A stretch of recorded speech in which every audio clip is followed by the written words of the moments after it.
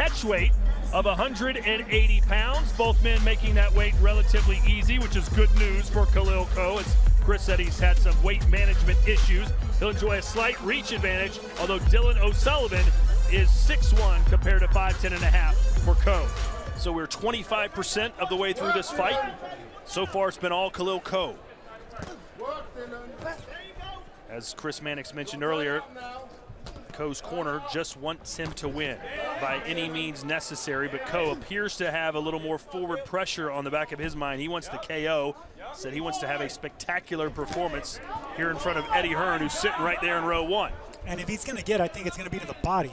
You know, Coe's an excellent body puncher.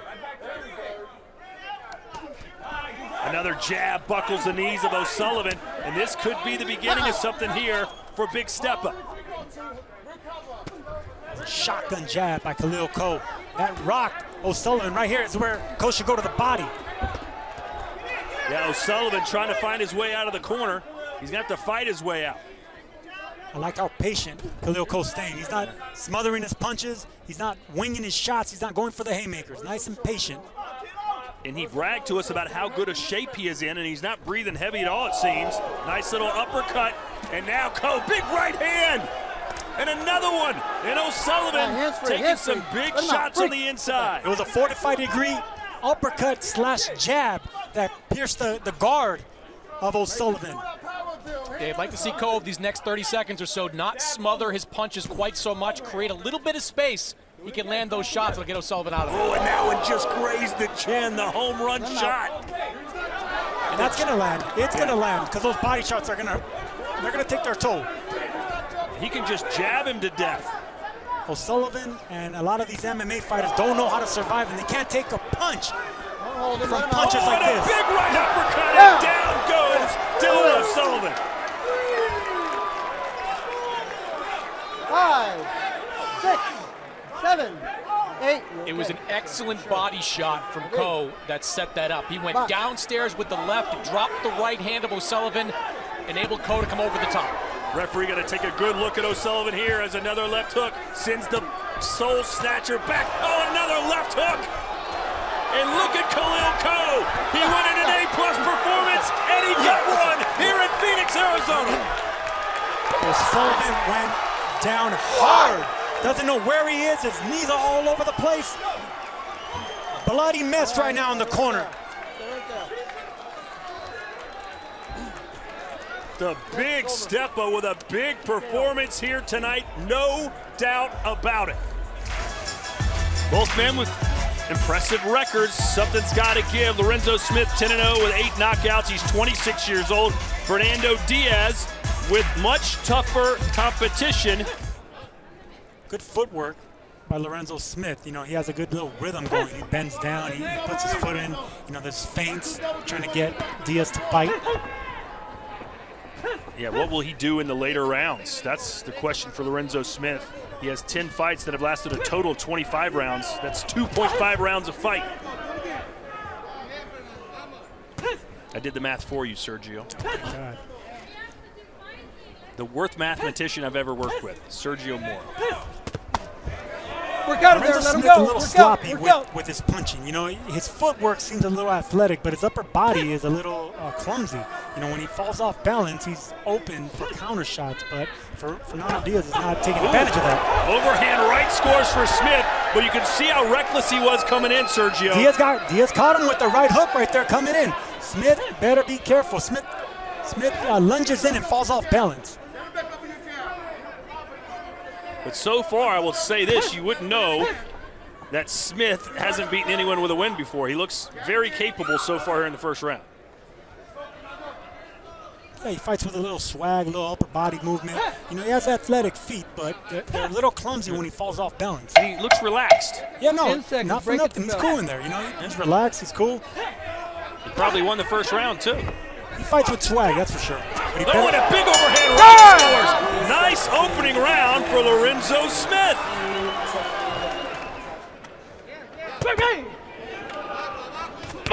Oh, and he walked right into that one. And there's another stiff shotgun jab by Diaz. I would love to see Diaz step into those shots, step into the jabs, and of course double them up. And that's what you got to do. Double up those jabs and just dig down to the body, just like he did right there, Fernando Diaz. And now volume's becoming a problem as Lorenzo Smith just not keeping up with Diaz's pace. It's a good round by Fernando Diaz, especially in the last minute. Good body shot. Right there, I see that right there. Fatigue, breathing heavy.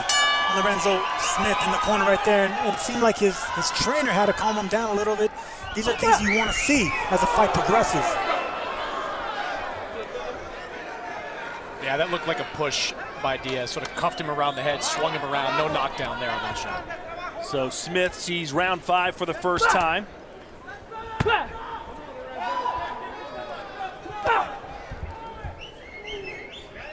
Sergio Smith just doesn't fight efficiently. And right when he thought Diaz was starting to take over, Smith with a left hook sends him down. He's been looking for a home run shot throughout this fight. He gets one of them in that 5th round. Nice check hook right there. Caught Fernando Diaz getting a little bit too aggressive there. Got the knockdown. Let's see if Smith can compose himself and not get too wild here, going for a finish.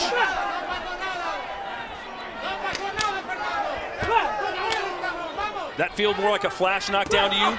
Yeah, it did, but still, knockdown to knockdown, it still gets the confidence out of your fighter. Yeah, and it raised the energy level, too. You saw how Smith reacted after he picked up that knockdown. Get a little rush of adrenaline here in the middle rounds. I mean, he sprinted to the neutral corner. Sprinted.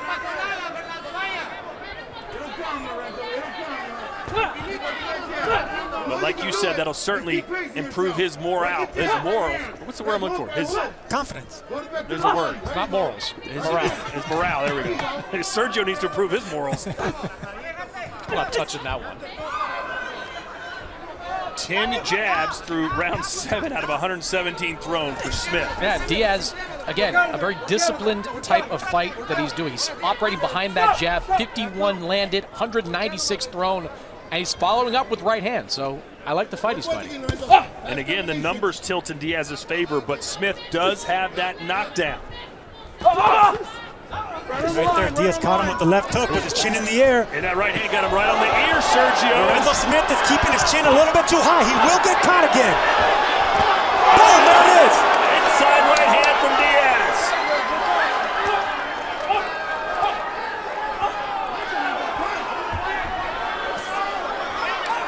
Let's see how hungry Diaz is here for a knockout. And there's not much behind the jab now of Smith. It's more of a flicking jab. He just missed with the uppercut.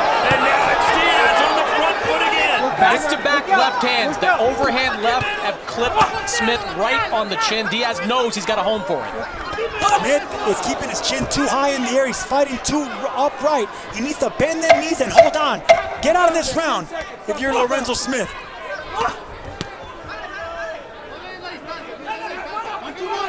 Maybe the best round of the fight here for Leoncito as we've got 6 minutes left.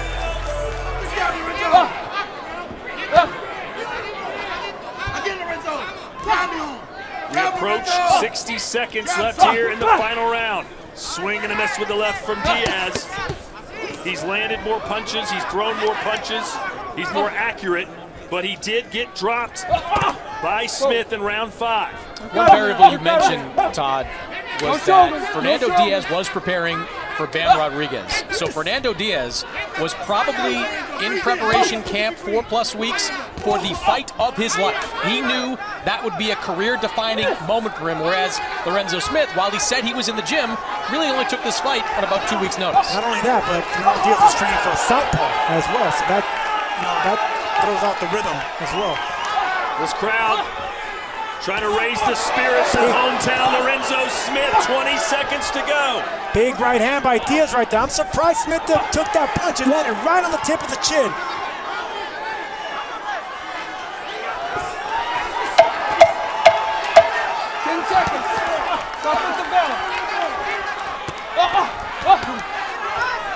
And that will do it. 10 rounds in the books between Lorenzo Smith and Fernando Diaz, and we will go to the scorecards and find out just how much that knockdown in round 5 played a part. Ladies and gentlemen, after 10 exciting rounds of boxing, we go to the scorecards. One more time, Phoenix. Show your love for both of these warriors inside the ring tonight. Here are the totals. Dennis O'Connell and Rocky Taylor both see it 96-93. Chris Wilson has it 95-94. All for your winner by unanimous decision. El Leoncito, Fernando Diaz. Yeah, that's the right scorecard. Diaz fought an excellent fight. And if you're Lorenzo Smith, you look at this tape and you can learn a lot about yourself and you can improve from there. Maybe a little bit more disciplined, work a little bit more on your conditioning. He's got raw talent. He'll be back. Ray Savage Ford, 22 years old, 10-0-1 with 6 knockouts. He stands 5'7", the same height as Edward Vasquez, who has a perfect 11-0 record, but Ford will enjoy a 4-inch reach advantage. See, whenever it's quiet like that, that benefits Ford, you know, because he's thinking in there. He's looking to catch you with a counter punch. When it comes to Vasquez, he doesn't want to let Ford think. He just want to have success, just like he did right there, but keep going, backing up Ford and bang away at the body. Got to be careful. You saw as soon as Vasquez missed, Ford was there with a couple shots swinging at him. More upper body movement from Vasquez, but I love the way he's cutting off the ring. Like I said, both these fighters have great ring generalship. What's the adjustment, Sergio, if you're Ford, you're going up against a fighter like Vasquez, who's dipping real low when he's coming inside? You got to dip lower. You know, you got to be accustomed to that. You know, whenever you're fighting a shorter fighter, yes, it's good to stand up tall, but not the entire fight. You got to give them different stances. Get low, get high, and of course, don't stay in front of them too long. 4 of Ford's 6 knockout wins have come within the first 3 rounds. Crowd getting into this fight. They're pulling for the underdog Vasquez. And Sergio, how much energy does it take for a fighter to constantly try and get on the inside over and over again? It's mentally taxing, but right now, what Ford needs is respect and combinations, you know, because Vasquez is coming in the front door a little bit too easy and banging away at the body like he did right there. Ford felt that one. That great uppercut by Vasquez. Nice check hook down by the rock. Raymond Ford. Got him on the way in.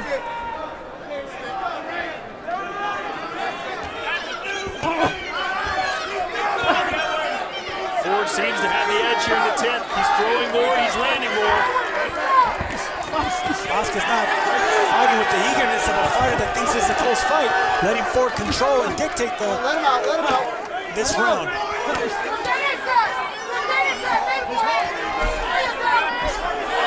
this is where he wants to be, against the ropes with Ford.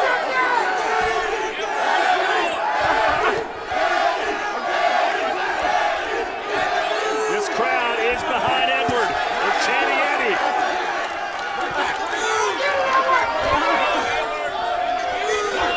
Hands are free, let him out.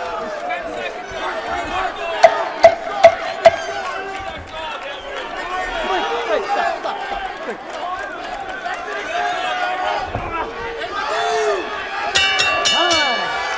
There you have it. Did Edward kick Vasquez do enough? Well, fight fans, after 10 rounds, we go to the scorecards. Here are the totals. Judge Dennis O'Connell scores it 96-94 Vasquez. Judge Rocky Taylor, 98-92 Ford. And Judge Chris Wilson scores it 97-93 for your winner by split decision. And still, WBA Continental America's featherweight champion, Raymond Savage Ford! That's embarrassing. 98-92 Raymond Ford.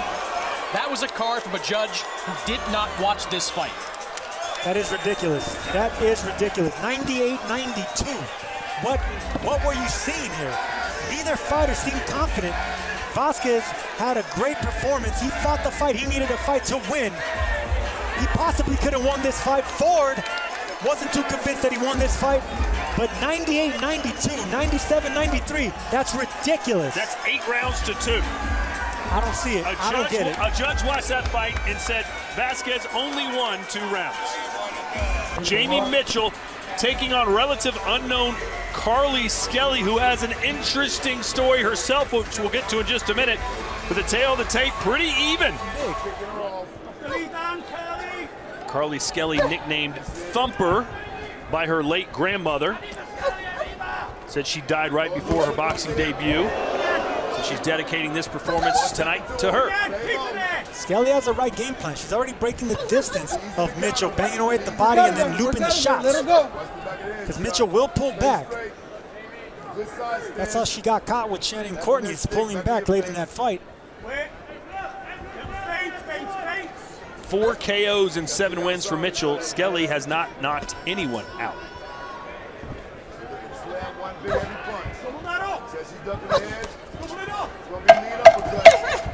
10 seconds, break at the belt. Boy, ooh, nice right hand. I was going to say, there by Jamie Mitchell. When Skelly comes in, she is wide open. She goes down. That is a knockdown, and she's stumbling backwards. Skelly was out on her feet with that right hand. Mitchell was pulling away with that check anchor right hand. Okay, good. Right here.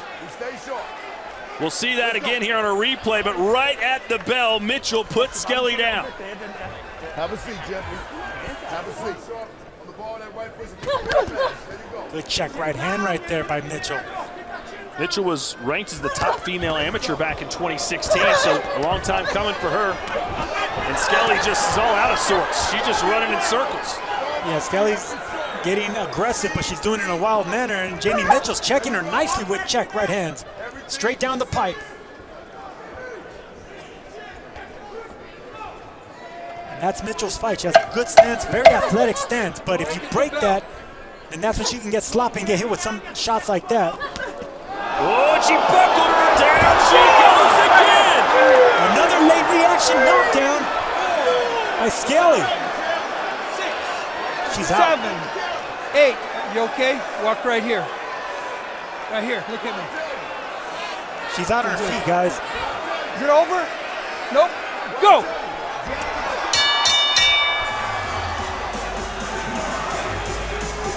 Round 4 scheduled for 10. Carly Skelly in the light blue has already been dropped twice.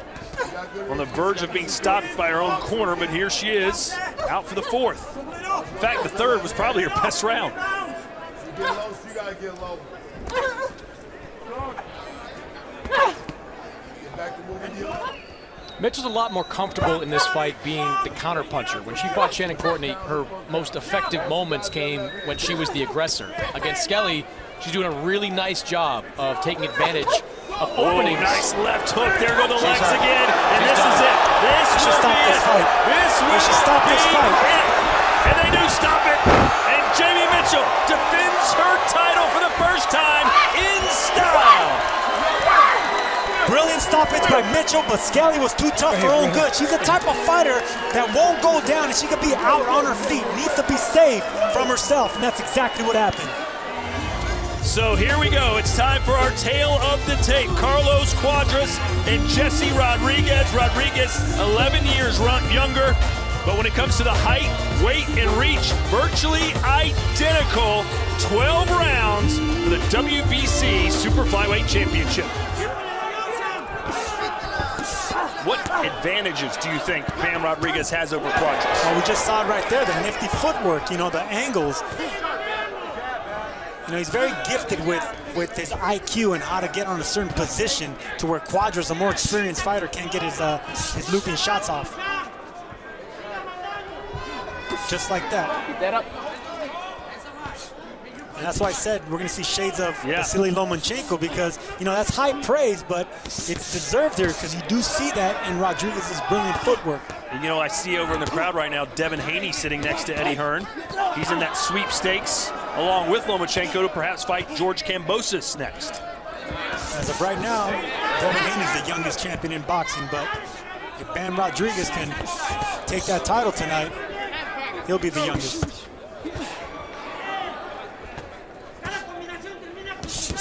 Good combination combination there from Bam. And he is earning the respect now of Cuadras. A beautiful 1, 2, 3, and then they landed cleanly. Every shot was hard.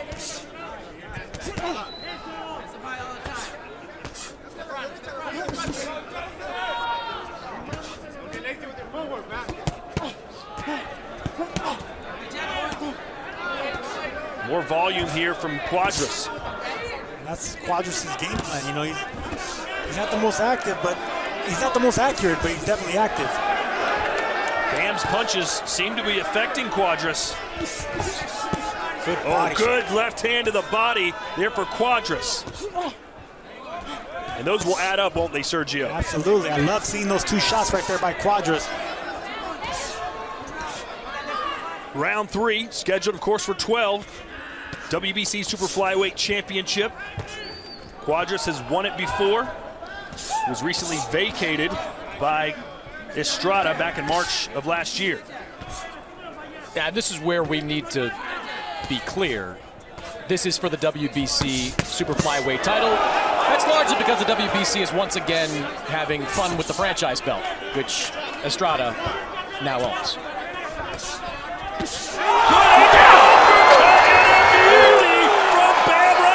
What a shot, what an angle. He put himself in position with a beautiful right uppercut. Hey, you good? Damn, that's beautiful. You good? Get back. Box. Well, Cuadras knows he's in a fight now. Bam Rodriguez. A chance to upset the apple cart, as they say. Throw new life into this division, which has been dominated by the Chocolatitos and the Sor Rungvisais and the Estradas and the Cuadrases of the world. This is where Rodriguez has to be a little bit careful, though, because Cuadras, when he's hurt, he's dangerous. And he is being careful. You could see the feints right there. He's not going after the knockout. He's still not ignoring the body. Still getting the angles.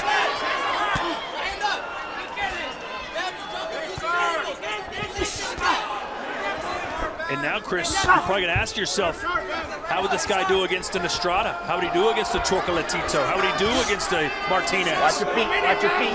Is he the next big star in this weight class? There are a lot of promoters in boxing that were very fond of Jesse Rodriguez over the last couple of years, that wanted to sign him because they believed he had this potential in him. Well, he is living out his dream now, but just ate a right hand from Cuadras. Yeah, Rodriguez better be careful. Him pulling away, he has to stay smart. He can't be pulling away. Cuadras will win something.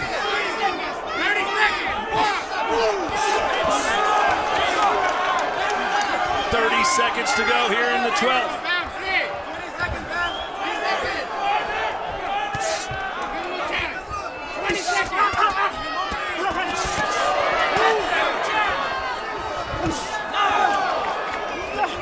And Rodriguez still punching back. Not comfortable with the decision. Still trying to hurt Carlos Cuadras. Great showing by both of these fighters, but it appears to be Jesse Bam Rodriguez's night. Well, ladies and gentlemen, after 12 exciting rounds of boxing, we go to the scorecards. Here are the judges' totals. Both Steve Morrow and Dennis O'Connell score it 117-110. Barry Lindenman has it 115-112. Your winner by unanimous decision. He is now the new WBC Super Flyweight World Champion and still undefeated, Jesse Bam Rodriguez!